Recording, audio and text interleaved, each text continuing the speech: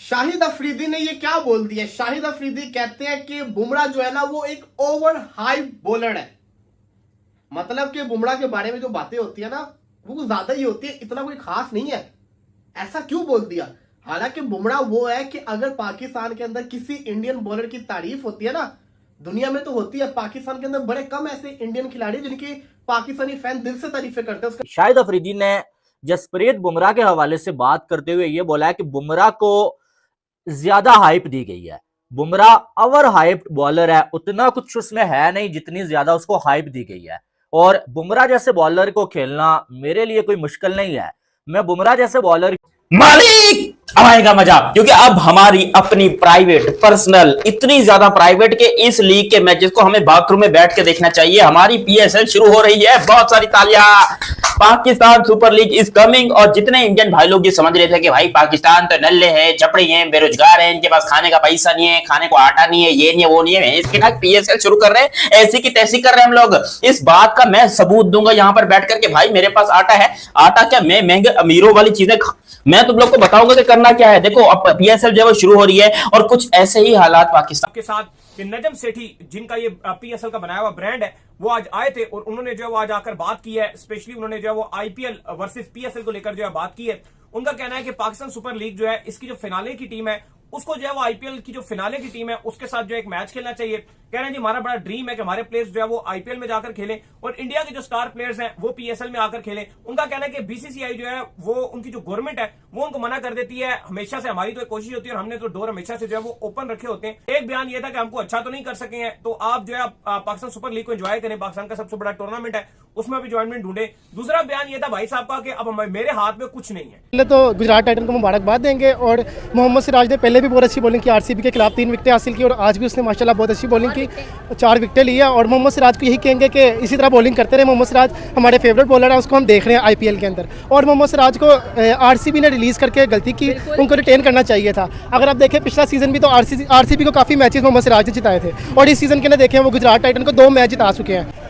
मेरा ख्याल जो शुभमन गिल है वो मतलब हमें नज़र आता है कि एक यंगस्टर बंदा है और वो आगे निकल के आ रहा है। मतलब एक ना मतलब पता चला है कि एक फेस है जो कि इन फ्यूचर बहुत आगे जाने वाला है। मतलब हम अगर देखें कि इंटरनेशनली वो एक वाइस कैप्टन आईपीएल 2025 भाई Prince of team India, Prince of India भाई शुभमन गिल ने अपनी कैप्टनसी में सनराइजर्स हैदराबाद को हरा के साइड पे कर दिया। इतनी स्टार स्टडेड टीम भाई जिसमें अभिषेक था, ट्रेविस हेड था, पैट कमिंस कैप्टन था। लेकिन भाई शुभमन गिल की बात करें, मोहम्मद सिराज गुजरात टाइटन की तरफ से आया, 4 खिलाड़ी आउट कर गया, विशिंगटन सुंदर के 49 रन और शुभमन गिल की कैप्टनसी में 50+ रन करके चला गया। और भाई सनराइजर्स को तो मैच में हिलने भी नहीं दिया, ना बैटिंग ना बॉलिंग। पैट कमिंस को सही जवाब मिल रहा है, इंडियन सामने आ रहे हैं और पैट कमिंस 2023 वर्ल्ड कप का बार बार बदला ले रहे हैं। आज देखें तो भाई मैच बिल्कुल वन साइडेड रहा। बॉलिंग में आए हैं तो भाई वहां पे गुजरात नजर आया, बैटिंग में आए तो गुजरात नजर आया। बात करें रदरफोर्ड की, उसने भी हाथ साफ किया, सुंदर ने हाथ साफ किए, शुभमन गिल ने तो भाई आखिर में इंडिया के प्राइम मिनिस्टर का जैसे बताया श्रीलंका के विजिट पे गए, हाईएस्ट सिविल अवार्ड उन्होंने श्रीलंका का उन्हें दिया। हमें तो ये यहाँ पे मीडिया पे बताया जाता है कि भाई इंडिया के गिर्द जितने भी उसके नेबर कंट्री है ना,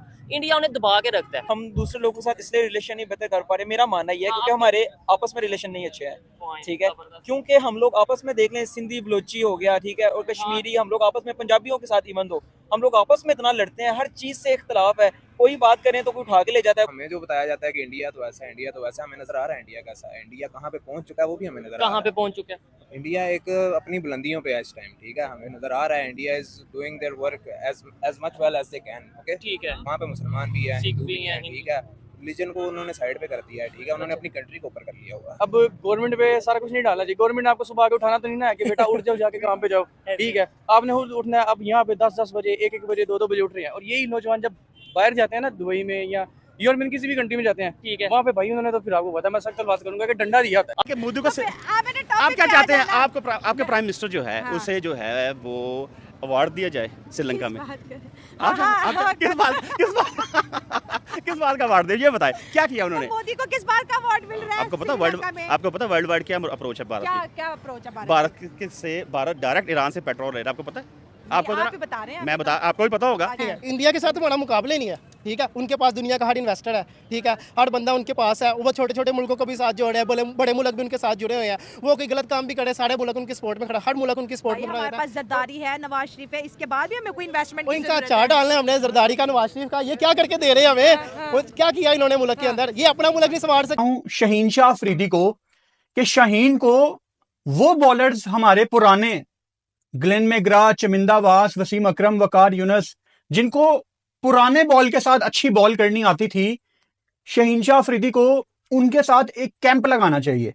अब आप अपने सामने ये तस्वीर देखो, ये द ग्रेट ग्लेन मैग्रा हैं जो कि आजकल इंडिया में मौजूद है। एक प्राइवेट फाउंडेशन ने ग्लेन मैग्रा को बुलाया हुआ है, कुछ पैसे दिए होंगे ऑब्वियसली, कि आके हमारे यंग बच्चों को मेंटोर इनके बन के इनके साथ काम करें।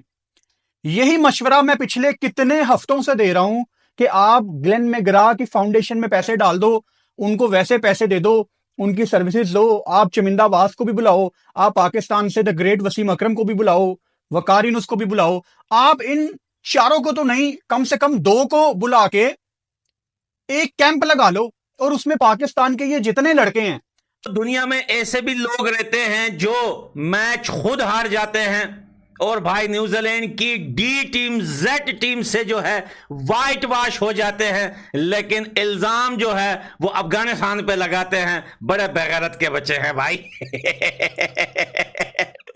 खुशदिल शाह का पेट बाहर निकल आया भागते भागते कि खुद को जो है सलमान खान बनाने की कोशिश कर रहा था कि भैया जाकर क्राउड में से फैन के मुंह पे मुक्का मारे, लेकिन बचत हो गई खुशदिल शाह की कि भाई वहां तक पहुंच नहीं पाया। नहीं तो पाकिस्तानी क्रिकेट फैंस का इतना दिल बड़ा हुआ है पाकिस्तानी टीम से और पाकिस्तानी प्लेयर से कि अगर Bumrah and they have made a decision on a big bowler, क्योंकि मुंबई इंडियंस वैसे भी काफी हीट का शिकार हुई हुई है और जसप्रीत बुमराह जिस भी बॉलिंग अटैक का हिस्सा बनता है वो बॉलिंग अटैक एकदम से बहुत ज्यादा क्या कहते हैं अपना पोटेंशियल उसका बढ़ जाता है और उसकी थ्रेट बढ़ जाती है।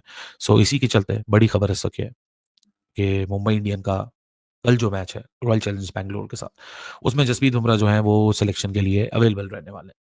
सो अब ये सवाल होता है कि अभी तो 10 गेम आईपीएल में पड़े हुए हैं, जसप्रीत बुमराह 100% फिट है। ऑल्दो अगर हम जसप्रीत बुमराह का प्रीवियस ट्रैक रिकॉर्ड देखें, ये जो कमर की इंजरी है काफी अरसे से उसको तंग करी और लास्ट टाइम भी काफी लंबे अरसे के लिए जब जसप्रीत बुमराह टीम इंडिया को अवेलेबल नहीं था, सो उस वक्त भी ये इंश्योर किया गया था कि जसप्रीत बुमराह जब तक 110% फिट नहीं होता उसको क्रिकेट में वापस नहीं लाया जाएगा। बट लेकिन to let me be very honest about it, devil's advocate जरा थोड़ा सा मुझे प्ले आउट करने दीजिए। मैं समझता हूँ कि कहीं ना कभी ये जो फ्रेंचाइज बिजनेस होता है ना, या थोड़ा सा इंटरेस्ट को